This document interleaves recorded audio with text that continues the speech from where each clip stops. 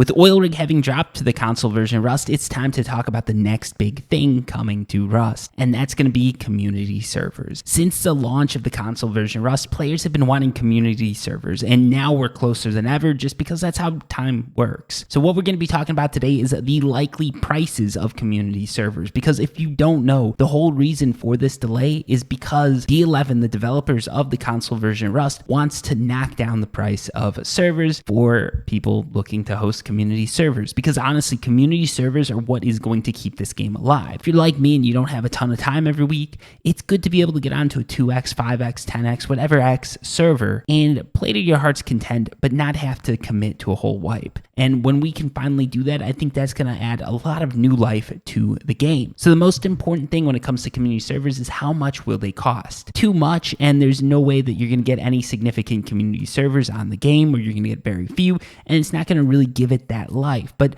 too little and Rust pretty much goes bankrupt. So what do we think the pricing is going to be? Let's talk about it. I did a bit of digging. I've got a few facts as far as how much community servers cost for other games. In addition to that, earlier in the year or earlier in 2021, I actually talked to someone who's trying to work with D11 to create community servers. What I could gather, they had the hardware, they had the experience hosting servers for other games, and their hope was to bring lower cost servers to the console version of Rust. I'm not sure what happened with the talks. I'm not sure if the pricing was too high, their servers just didn't have the capacity that D11 was looking for, or if the fact that the console version of Rust sort of dropped off a cliff there had anything to do with it. But basically, talks with them sort of ended. But originally what we were going to do is host some community servers. There was going to be a Serial Overdrive themed server. It's going to be more of like this hardcore server. What would happen is at the end of the wipe, there'd be one spot, sort of King of the Hill style, that people would compete for. Whoever held it for the longest for X weekend or something like that would get a cash prize, something like $500 to $1,000 that could be split between a clan. It sounded like a really awesome idea. I don't know if it ever would have gotten off the ground if D11 had launched community servers. I really would have liked to see what would happen with that, but I do have a bit of information from them. So I'll share that first because that's probably what a lot of people are here for. So first off, it doesn't sound like there's going to be any mod or any sort of capabilities like that. You're not going to be able to do any signage or anything like that ever, because that's something that's just not allowed by the PlayStation or Xbox store. I'm not sure which one it was that sort of had those requirements. It sounds like cross-hosting between the PlayStation and Xbox, they weren't sure if that was something that was going to be on the books, or if you were hosting a community server, you'd only be able to host for one specific console. There was no way that any of the hosting was going to be done on the console. It didn't sound like if you wanted to host your own sort of private server for just you and a buddy, you'd be able to do that locally. It sounded like that was something that you'd still need to pay for. Granted, you'd pay less for it because that's just how servers work. And I think where things sort of died off with the talks was they weren't sure how things would be monetized. From what I gathered, there was no sort of system where players could pay for like a skin box set, or players could pay to start with anything, or players could pay for slots or anything like that at the time. So it sounded like if you wanted to host a server, it would just be at cost, which is something I was completely fine with. I don't know if that's, I don't know on this company side how realistic they were being. I don't know. I don't even know who they talked to at D11. But from what I gathered, like that was where things ended up. And I will say this, they do have a lot of PC Rust servers. They've got Arc servers. They do have a lot of other servers running on the PC. So they were probably a serious contender if they were bidding to see if they could host servers. I don't know what was going on there, but it sounds like things just didn't work out. Anyways, that is besides the point. When we look at community servers and we look at how much they cost, the key I think to look at is what the highs and the lows are going to be for other games. So if we look at the PC version Rust and you look at a server that has 100 players, that server is going to cost $20 to $30. Now, when you look at D11, one of the things they said, one of the big problems they had with the servers was they were taking up too much RAM. If you know much about anything, you're going to realize that if you're on the PC and you're building something, it's probably going to take more RAM, because on the PC, you've got different monuments, you've got cars, you've got helicopters, you've got all sorts of crazy shit going off on the PC. And in addition to that, some of these servers will go up to like 400 players. Granted, if you want a 400 player server, that is going to cost you. That's probably something like $100 if you're trying to host that on the PC, maybe even more if you want a super reputable server host. So it is going to cost you no matter what. But if we're looking at like a 100 player server, which I think is where we're going to sit with the console version of Rust, you're probably going to end up paying $20 to $30 if it was akin to the PC prices. On the other hand, if you look at Arc, which on the PC looks to be about $10 or so more expensive when you look at 100 players, if you look at it on the console, If you're going to host on Xbox, it looks like that's going to be something like $70 to host. Now, granted, you got to take into account the fact that Ark does cost more on the PC, so let's take $10 off of that price and say if it was Rust and this was the same hosting company, it would cost $60 a month to host versus the $20 to $30 it would cost on the PC. That is a staggering difference in my opinion, and I think 60 is too much. 20 to 30 for 100 players, I think that's fair. And this is concurrent players, by the way. We're not talking about 100 players that have ever logged in. 100 concurrent players, $20 to $30, that makes sense to me because there is a lot that goes into it. There's server RAM. The servers need to have like a decent amount of specs. And then the person who's hosting the servers actually has to make some money. I know nowadays everyone wants everything from blowjobs to dog bones for free, but that's just not how it works. People have to make money if they're providing a service for you. So that's completely understandable.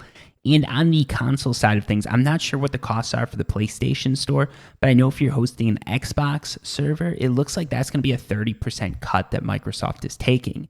So if you look at that, it does make sense that console servers are going to cost more than PC servers. If we take the high price of the console servers for 100 players, you're running, let's say $35. This is like a top-of-the-line server we're talking about. It's got protection against denial of service attacks. It's got like concurrency. It's got no issues with CPU sharing.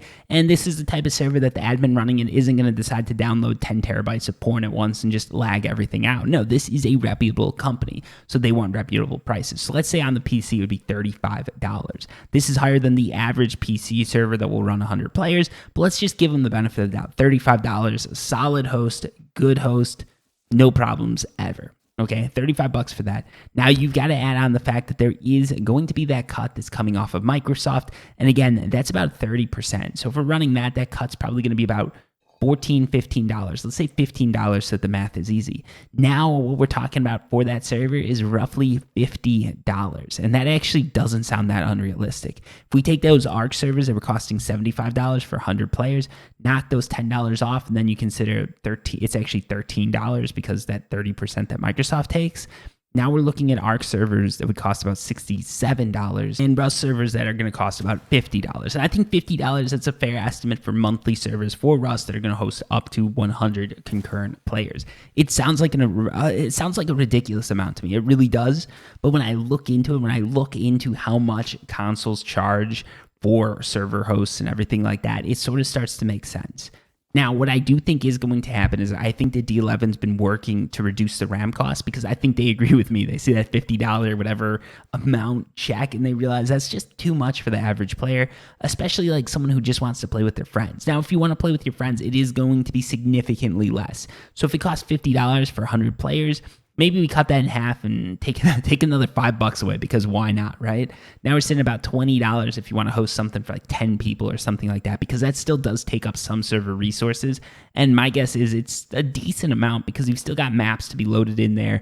You've still got activities going on the server. And while there's not 100 people just blowing off smoke grenades like it's 1989, there's still a lot of activity going on that server. The server has to process it and there's some overhead for that. So yeah, that's where we stand, honestly. And that's where I think things are going to fall. I think a strip club in Amsterdam, if you want to get 10 of your best friends together and make a Wookiee cookie, that's going to be costing $20. But if you want to raid the place with 100 plus people, that's going to be the big bucks that you got to pay. You got to pay $50 to $60 if you want to do something like that. Honestly, I think what D11's looking for is they're looking for that big Wookiee cookie. They're looking for 100 players to get in there and go at it, right? And they're looking at players to do that concurrently, and I think they know that's what it's going to take to keep the game alive. So that's why I think they're trying to draw the cost down. I don't think they're worried about the 10 of you and your boys going in there and circle jerking for a couple hours. I think what they're looking at is those big servers that are going to be hosted. They're going to have a ton of people in there at all times. They're going to have dedicated admins, moderators, everything like that. Those are the servers I think they're looking to get the cost down on because they know that it's going to be a slow upkeep and they need those servers around because if all those servers just start dying out, if people just start giving up on it, the game's really not going to get the legs that it should have. So I think they're trying to bring the cost down. But what I'd say, if there's any developers for the console version of Rust still listening, I do apologize.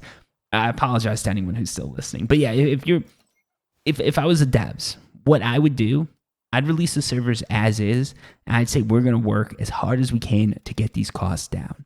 Release the servers, charge players, if they want to hang out with their friends, $20 a month. If they want to host some huge server like something I'm hoping to do, charge $50 or $60. And then what you can do is you can slowly knock away at that price because no one's going to complain about that. If you charge $50 to $60 and you say, hey, This is beta. We don't know exactly where this is going. We are going to try our damnedest to get the cost down, or even do it at cost, right? Charge something like $43.69. I don't know, but charge something like that, right? And say, this is exactly what it costs us. Show players the bill. Show them that's exactly what it's costing you to host these servers. Show that you're not making any money off it. It's just the people that are running the servers in the background making a little bit of cash. Show that that's the reality and say, hey, we're going to keep knocking this price down. And what we're going to do is when we get to X dollars, that's where we're going to end it. If we can do a little bit more, and that's going to be our cut. Be upfront with the players, but allow them to make the choice, because I think there's a lot of players that would be happy to pay $20 a month just to play a PvE environment for a month or two. And I think there's a ton of people like me who would be happy to pay $50 or $60 a month to host community servers, because I'd love a place to get the community together. I'd love a place where we could do, you know, a little bit more of like a PvE environment during the week, a PvP environment on the weekend, give players a couple days into wipe where they can just sort of PvP each other but not raid, and then raiding comes onto the table, you know, a couple days later. So everybody gets that base Rust wipe experience, and then after players have had a little bit of a chance to get together, figure things out, then you just go wild, right? Then it just becomes, you know, havoc. But I think there's a lot that could be done with it. And I think with proper moderation and the right people hosting these servers, there could be some really cool stuff happening. So I'm hoping that there's going to be time for that to happen. What I don't want to see is I don't want to see the developers just keep taking their time to release these servers because they're trying to save us, the players, a couple bucks. And yeah, that's my take on community servers and what the price will likely be. $20 if it's just 10 of you and your boys. Probably $50 to $60 if it's 100 people that you're looking to host and you're looking to make something actually pop off. Thank you so much for watching. I really do appreciate everyone who made it to the end. For those of you who've been seeing Elder Scrolls content and all that in the feed lately, I do apologize for that. I love making guides though, so I'm going to keep doing it. Yeah, I apologize, but I'm going to do it anyways. Until next time, peace.